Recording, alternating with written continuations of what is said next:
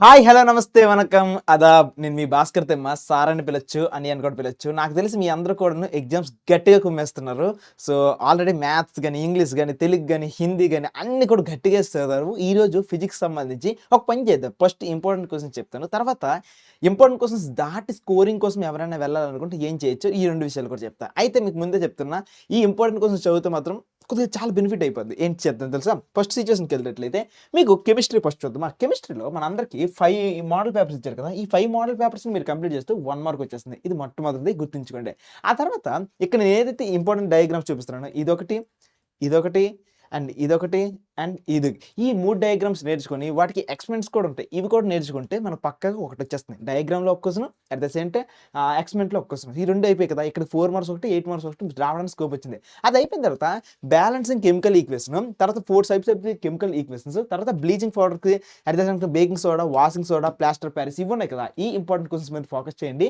ఇక్కడితో మనకు minimum guarantee తెలిసిపోయింది. తర్వాత ఫిజిక్స్ సంబంధించి మీకు ఇంపార్టెంట్ క్వెషన్స్ కావాలి కదా! ఇప్పుడు ఏం చేద్దాం తెలుసా? ఫిజిక్స్‌లో మనకి డయాగ్రామ్స్ పాయింట్ ఆఫ్ వ్యూలో అబ్జర్వ్ చేస్తే రే డయాగ్రామ్స్ చాలా ఇంపార్టెంట్. మయోపియా, హైప్రోపియా, ఐకి సంబంధించింది, ఎలక్ట్రిక్ సింబల్‌కి సంబంధించింది. ఈ 4కి సంబంధించి ఇంపార్టెంట్ క్వెషన్స్ ఉంటాయి. ఓకేనా? మళ్ళీ చెప్తున్నా.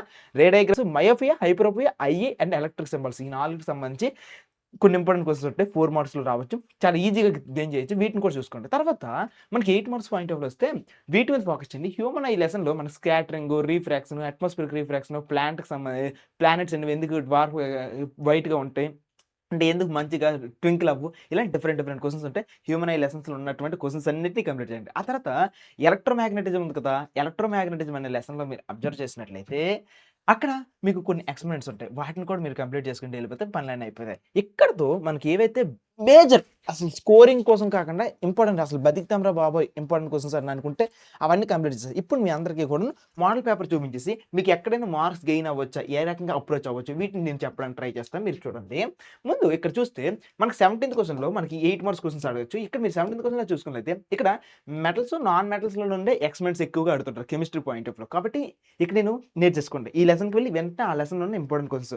ఆ తర్వాత ఇక్కడ magnetic effects of the electric కరెంట్‌లో ఆయిస్టెడ్ ఎక్స్‌పెరిమెంట్ గాని, సోలనాయిడ్ ఎక్స్‌పెరిమెంట్ గాని ఈ క్వెషన్స్ అడుగుతుంటారు. ఇవి నేర్చుకోండి. 8 మార్క్స్‌లో పక్కాగా వస్తది. ఆ తర్వాత మీకు యొక్క కార్బన్ అండ్ కాంపౌండ్స్ లెసన్‌లో మనకు రకరకాల క్వెషన్స్ ఉంటాయి. అప్పుడప్పుడు టేబుల్ ఇస్తే ఓకే. టేబుల్ ఇవ్వకుండా లేకపోతే ఇది అడుగుతుంటారు. ఓకేనా? ఇథనోయిక్ యాసిడ్ గాని, ఇథనాల్ గాని లేకపోతే cleaning action of the soap గాని ఈ క్వెషన్స్ అడుగుతారు. వీటిని కూడా మీరు తేల్చుకుంటూ వెళ్ళిపోతే పనులన్నీ అయిపోతాయి. వన్స్ ఇది అయిపోయిన తర్వాత నెక్స్ట్ ఈ పైన కెమికల్ ఈక్వేషన్‌కి బ్యాలెన్స్ అని అడగొచ్చు. లేకపోతే 4 types of the chemical reactions ఉంటాయి కదా! ఈ 4 క్వెషన్స్ అని అడగొచ్చు. ఈ రెండిట్లో ఏవి నేర్చుకున్నా పనులయిపోతాయి అన్నమాట. ఆ తర్వాత నెక్స్ట్ 8 మార్క్స్ క్వెషన్‌లో మీరు అబ్జర్వ్ చేస్తే కష్టపడకంట మీకు ఎలక్ట్రిసిటీకి సంబంధించి ఎలక్ట్రిక్ కరెంట్ అంటే ఏంటి? ఓమ్స్ లా అంటే ఏంటి? పొటెన్షియల్ డిఫరెన్స్ అంటే ఏంటి? ఎలక్ట్రిక్ పవర్ అంటే ఏంటి? ఇలాగ ఒక్కొక్కటి 2 మార్క్స్ క్వెషన్స్ అన్నీ కూడా ఈళ్ళు విడివిడిగా అడుగుతారు. సో, వీటిని మీరు చెక్ చేసుకుంటూ వెళ్ళిపోతే అయిపోయింది. అయితే దీన్ని 2 మార్క్స్ క్వెషన్‌లో అడిగినా హెల్ప్ అయిపోద్ది. అట్ ద సేమ్ టైమ్ ఇక్కడ 8 మార్క్స్ క్వెషన్‌లో ఒక్కొక్క దాన్ని అడిగినా సరే మనకి హెల్ప్ అయిపోద్ది. వన్స్ ఇది అయిపోయిన తర్వాత మీకు ఇంతకు ముందే చెప్పాను కదా! హ్యూమన్ ఐ కలర్‌ఫుల్ వరల్డ్‌కి సంబంధించి నేర్చుకోమని. దాంట్లో మయోపియా గాని, లేకపోతే హైప్రోపియా గాని వీటికి సంబంధించి ఈటి ప్రాబ్లమ్ ఏంటి? వీటిని ఎలా సాల్వ్ చేయాలి? అండ్ డయాగ్రామ్ ఏంటి? అని కూడా అడుగుతాడు. సో, వీటిని కూడా చెక్ చేసుకుంటూ వెళ్ళండి. మనకు సెట్ అయిపోద్ది. ఇక్కడితో 8 మార్క్స్‌లో మనం ఏవైతే ప్రెడిక్ట్ చేయొచ్చో, ఆ ప్రెడిక్ట్స్ అన్నీ కూడా చెప్పేసాను. క్వెషన్ వైస్‌గా వెళ్ళండి పనులయిపోతాయి. ఆ తర్వాత ఈ టేబుల్ ఉంది కదా!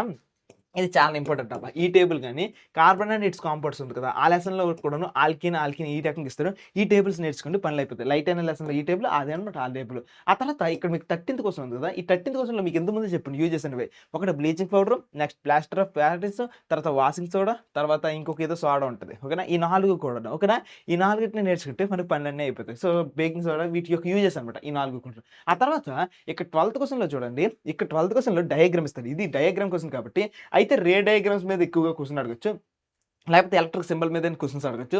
లేదంటే ఇక్కడ కెమిస్ట్రీ పార్ట్‌లోకి వచ్చినట్లయితే మీకు ఇంతకుముందు స్టార్టింగ్‌లో కొన్ని ఫోటోస్ చూపించాను కదా! టిచ్‌కు అవన్నీ కూడా కంప్లీట్ చేస్తే ఇక్కడికి ఇవి అయిపోయాయి. సో, ఇక్కడితో మీకు అందరికీ కూడాను 4 మార్క్స్‌లో ఎక్కడెక్కడ ఏ క్వెషన్ నుండి ఏమేమి గెస్ చేయొచ్చు అనుకోని చెప్పాను కదా! ఆ తర్వాత నెక్స్ట్ చూడండి. ఇంకా ఇక మిగిలినవన్నీ కూడా ఇంకా గెస్ చేయలేని క్వెషన్సే. కొద్దిగా ఇబ్బందిగా ఉంటాయి. కానీ నైన్త్ క్వెషన్ మాత్రం చూసుకున్నట్లయితే carbon and it's కాంపౌండ్స్‌లో different different questions అడుగుతారన్నమాట. So, carbon compounds గురించి గాని, ఆల్కేన్ గురించి గాని, ఆల్కీన్ గురించి గాని వీటి మనకేమైనా అడుగుతాడు. ఓకేనా? నెక్స్ట్ ఇంకొకటి డైలీ లైఫ్ అప్లికేషన్స్ మీద మనకు లెన్స్ మీదనే క్వెషన్ అడగొచ్చు. లేకపోతే ఒక మిల్క్ మ్యాన్ అనేది వచ్చి మిల్క్ అమ్ముతున్నాడు. వాటికి సంబంధించి ఏంటి అనుకుని డైలీ లైఫ్ అప్లికేషన్స్ అనమాట. సో, మనకి ఏదైనా లెన్స్ మీదనే అడగొచ్చు. మిర్రర్ మీదనే డైలీ లైఫ్ అప్లికేషన్ అడగొచ్చు. ఓకేనా? నెక్స్ట్ కార్బన్ అండ్ కాంపౌండ్స్ లెసన్‌లో కూడాను డైలీ లైఫ్ అడగొచ్చు. లేకపోతే యాసిడ్‌కి సంబంధించిన డైలీ లైఫ్ అడగొచ్చు. లేకపోతే పీహెచ్ స్కేల్‌కి సంబంధించిన డైలీ లైఫ్ అడగొచ్చు. డైలీ లైఫ్ అప్లికేషన్స్ అనేవి చూసుకుంటే దీంట్లో ఏవైతే ఉన్నాయో ఆ క్వెషన్స్ అన్ని నేర్చుకుంటే పనులన్నీ కూడా అయిపోతాయి. ఓకేనా? నెక్స్ట్ ఇంతే. ఇక్కడితో ఇవన్నీ కంప్లీట్ అయిపోయి ఇంకా లాస్ట్‌గా ఇక 1 మార్క్ క్వెషన్స్ ఉన్నాయి కదా! నా యొక్క హంబుల్ రిక్వెస్ట్ ఏంటంటే 5 మోడల్ పేపర్స్ తీసుకొని 5 మోడల్ పేపర్స్‌లో ఉన్న అన్ని క్వెషన్స్ నేర్చుకుంటే అట్‌లీస్ట్ ఒక 3, 4 అయినా వస్తాయన్నమాట. ఇలా మనం కంప్లీట్ చేసుకుంటే ఫిజిక్స్ సంబంధించి ఆల్ ఇంపార్టెంట్ క్వెషన్స్ అన్నీ కూడా కంప్లీట్ అయిపోతాయి. ఇది సిట్యుయేషన్ అంతా కూడాను. సో, మళ్ళీ మరో మంచి వీడియోతో మళ్ళీ కలుస్తున్నాం. అంతవరకు సెలవు. Bye. Tata tata. And complete అయిపోయిన తర్వాత ఫిజిక్స్ ఎగ్జామ్‌కి సంబంధించి ఈరోజు మ్యారథాన్ ఉంది. సో, హ్యాపీగా రండి కలిసి ప్రిపేర్ అవుదాం. లేదంటే ఓన్‌గా ప్రిపేర్ అవుదాం అంటే ఆల్రెడీ ఇంతకుముందు వన్ షాట్ వీడియోస్ అండ్ ఇంతకుముందే 1 మార్క్ క్వెషన్స్ వీడియోస్ చేసున్నాను. ఆ వీడియో సెక్షన్‌లోకి వెళ్ళేసి ఆ వీడియోస్‌ని చూసుకోండి. సరేనా? సో, మీ అందరికీ కూడాను బాగా రాయాలనుకోని ఆల్ ది బెస్ట్ చెప్తున్నాను. బాయ్ నాన్న.